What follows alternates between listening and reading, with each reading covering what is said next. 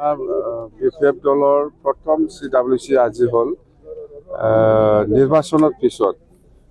তো আমি সঁচাকৈ বহুত আগতে CWC মিটিংখন কৰিব লাগিছিল, কিন্তু আমি সময় পোৱা নাই হিচাপে আমি সময়মতে কৰিব পৰা দেৰিকৈ হ'লেও আমি আজি আমাৰ বিপিএফ দলৰ CWC মেম্বাৰসকলৰ লগত ভালকৈ আলোচনা হ'ল। দলৰ মুঠতে এই 3 মাহৰ চৰকাৰ হোৱাৰ পিছত ৰাইজৰ সন্মুখত আমি কি প্ৰতিশ্ৰুতি দি আহিছিল, সেইটো আমি কেনেকৈ পূৰণ কৰিব লাগে, সেই এনেকুৱা লাইনত আমি আলোচনা কৰিছোঁ। মুঠতে আমি ৰাইজে যেনেকৈ আমাক মৰম কৰিছে, আমিও মৰম দিব জানিব লাগিব। এই কথাৰ ওপৰত গুৰুত্ব দি পেলাই আমি দলৰ লগত দলৰ মাজত আমি আলোচনা হৈছে আৰু ডিচিশ্যন লৈছে যে ৰাজনীতিকভাৱে আমি কি ডিচিশ্যন লৈছে বা ইলেকশ্যনত সময়ত কি প্ৰতিশ্ৰুতি দিছে, সেইটো 10 ফেব্ৰুৱাৰীত আমি আৰম্ভ কৰিম। মাটিৰ পাট্টা দিয়াৰ পৰা আৰম্ভ কৰি বা আমাৰ আত্মসহায়ক গোটৰ পইচা দিয়াটো আৰম্ভ কৰি বা ইয়াং ল'ৰা ছোৱালীসকলক যিখিনি গ্ৰেণ্ড চিনাইট দিয়াৰ কথা, সেইবিলাক গোটেই কথা আমি এক্সিকিউট কৰিম। 10 ফেব্ৰুৱাৰীৰ পৰা আৰম্ভ হ'ব কথা সেইটোৱে। আৰু আমি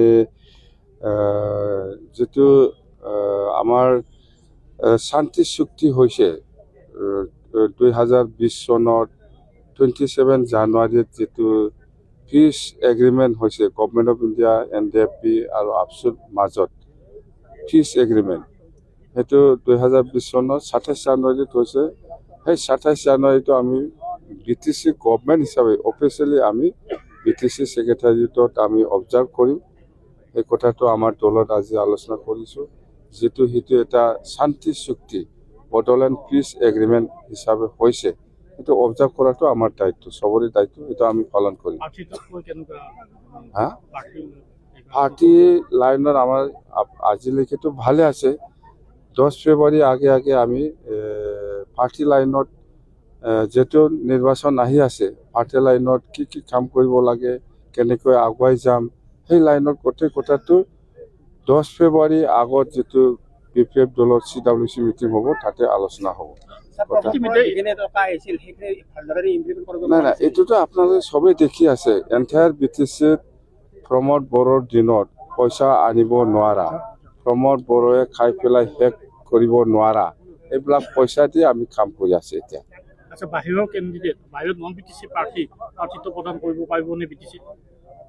নাই, সেইটোতো উইদিন আছাম MLA ক্ষেত্ৰত বা BTC ক্ষেত্ৰত বা যিকোনো, কিন্তু BTC ক্ষেত্ৰত BTCৰ বাসিন্দা হ'ব লাগে। কিন্তু MLA বা MPৰ ক্ষেত্ৰত এনেকুৱা জুৰিডিকশ্যন আমি দেখিবলৈ পোৱা নাই বা এনেকুৱা হোৱাটো আমি দেখা নাই। যেন হওক, আমি BPF দল হিচাপে BTC বাহিৰত কেণ্ডিডেট আমি নিদিম। উইদিন BTCৰ মানুহ হ'ব লাগিব আমাৰ কাৰণে। কোনোবা দলে যদি কোনোবা বাহিৰৰ পৰা মানুহ আনি পেলাই কেণ্ডিডেট দিয়ে, এইটো আমাৰ আপত্তি। বেলেগ পাৰ্টিয়ে যদি আনি পেলাই কেণ্ডিডেট দিয়ে, ইয়াৰ আমাৰ আপত্তি কি আছে? কিন্তু BTC লোকেল কেণ্ডিডেট হ'লে ভাল কথা। সেইটো এনেকুৱা কেণ্ডিডেট দিম বুলি আমাৰ দলত আলোচনা হোৱা নাই। অহা 10 ফেব্ৰুৱাৰী আগত এবাৰ CWC মিটিং হ'ব, ইয়াত ভালকৈ আলোচনা হ'ব যে আমি BPF হিচাপে বা NDA হিচাপে আমি BPF দলে কিমান চিট খেলিম।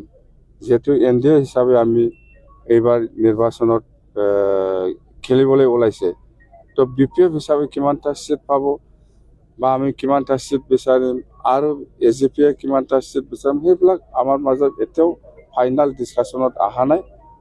মুঠতে আমি বেছি চিট বিচাৰিম BPF হিচাপে। বড়ো জাতীয় এটা মানে বাগৰুম্বা ডান্স, সেই ডান্সত আমাৰ 10,000 বাগৰুম্বা ডান্সাৰ নৃত্য বহন কৰিব। তো সেইটো আমাৰ কাৰণে খুব গৌৰৱ কৰিব লগা। আৰু আমি ধন্যবাদ দিছোঁ নৰেন্দ্ৰ মোদী ডাঙৰীয়া আৰু লগতে চিফ মিনিষ্টাৰ ডাঙৰীয়াক ধন্যবাদ দিছোঁ যে আগত যেনেকৈ বিহু ডান্স কৰি পেলাই দেখুৱাই দিছে মোদী ডাঙৰীয়াৰ ওচৰত। ইয়াৰ পিছত আদিবাসীসকলৰ ঝুমুৰ ডেন্স দেখাই দিছে। ঠিক তেনেকুৱা আমাৰ এইবাৰ বাগৰুম্বা যিটো নৃত্য সেইটো মোদী ডাঙৰীয়াৰ ওচৰত সেইটো দেখাবলৈ সুযোগ দিলে আৰু নিশ্চয় ইয়াৰ পিছত কেতিয়াবা হয়তো কোচ ৰাজবংশী কেতিয়াবা গাৰো ৰাভা এনেকুৱা নিশ্চয় হ'ব মুঠতে আজিৰ দিনত যিটো chief minister doctor Himanta Biswa Sarma ডাঙৰীয়া সকলো জাতি জনগোষ্ঠীকে সমানে সন্মান দি পেলাই কাম কৰি আছে এইটোৱে